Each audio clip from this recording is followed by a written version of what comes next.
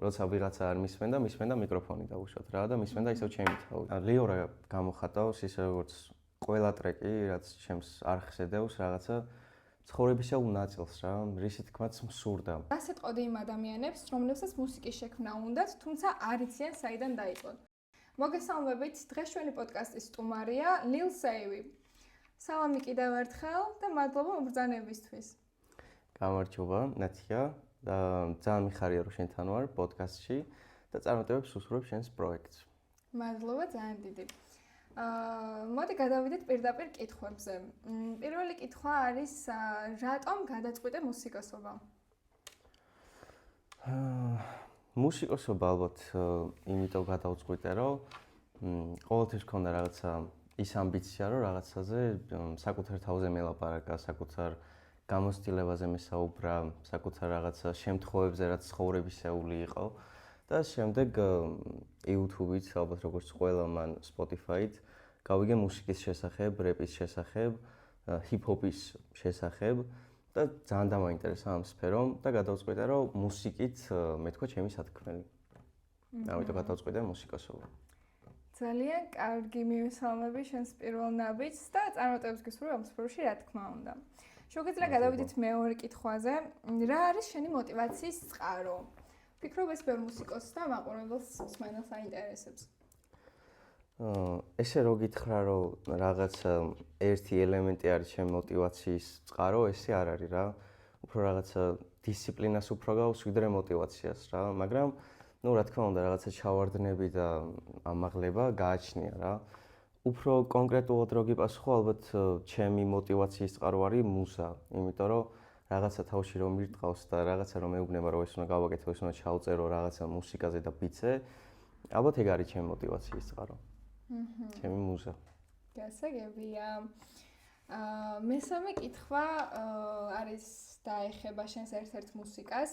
რატომ დაიწერა ლიორა? ეს მუსიკა შეგიძლიათ იხილოთ ჩვენს აღწერაში მითითებულ ბმულზე, გადახვიდეთ, მოусმინოთ და შეგიძლიათ შემდეგ დაბრუნდეთ ჩვენს პოდკასტში.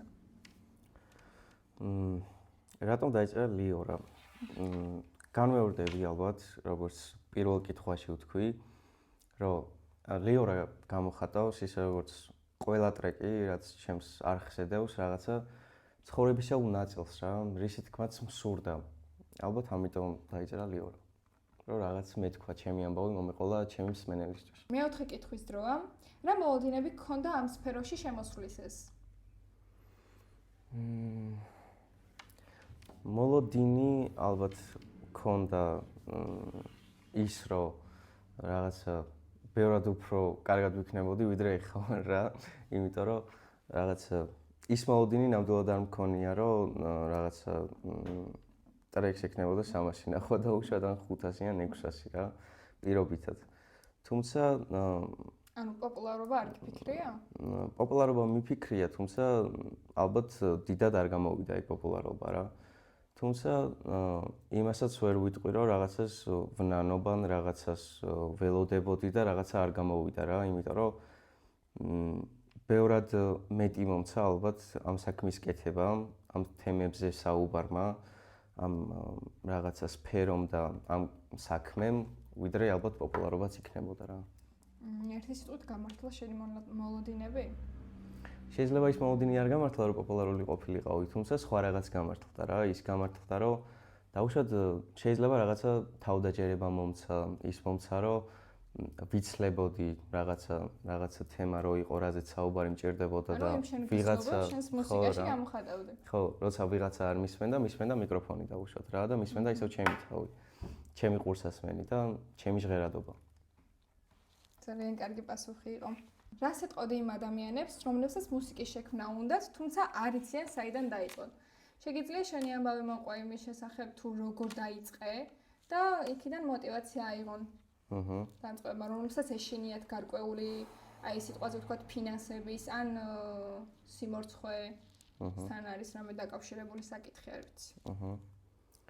ну, ალბათ სიმორცხვეზე იმას ვიტყვი, რომ როდესაც საკუთარ თავში დარწმუნებული არ ხარ და რაღაცა მორცხობ, ძალიან მარტივად არის ახსაქმელი მსმენელისთვის ეგ რა. და შეიძლება ჩემს პირველ ტრეკებშიც იგრძნობოდეს ეგ. რაც შეეხება ამ ბავშვს, თავიდან დავიწყე ტელეფონით ჩაწერა, ტელეფონის მიკროფონით და რაღაცა და ძალიან საშინელება იყო, მე თუ მკითხავ რა, აი საერთოდ არ ისმინებოდა რა. ნუ მე რაღაცა გარკვეული აპარატურა შევიძინე, რაღაცა სახლის სტუდიოსავით გავაკეთე და შემდეგ უკვე უფრო მეტი мотивაციით და უფრო მეტი მჟიმით დავიწყე ამ საქმის კეთება თავიდან. ხოლო დამწყებ არტისტებს ალბათ იგივეს ვურჩევდი, რომ დასაწყისში უკეთესი იქნება თუ რაღაცა ტექნიკურად გაიმართებიან ეს არტისტები, რაღაცა ტექნიკას აპარატურას შეიძენენ, უფრო კარგი მოსასმენი იყოს, რაღაცა საბაზისო ცოდნას დაუშვათ ისწავლიან როგორ გააკეთონ რაღაცა პროგრამაში მუსიკა, ასე და ისე. რა თქმა უნდა, ყველაფერს შენ თვითონ აკეთებ, ხო? კი, ჩემი თვისწავლე და ჩემი თვაკეთე. წარმატებები. ძალიან კარგია. მადლობა. ჩვენი პოდკასტი კი დასასრულს მიუახლოვდა. მადლობა მაყურებელს, რომ ვიდეოს ბოლომდე უყურეთ. ეხლა კი დრო დაგემშვიდობოთ. ნახვამდის.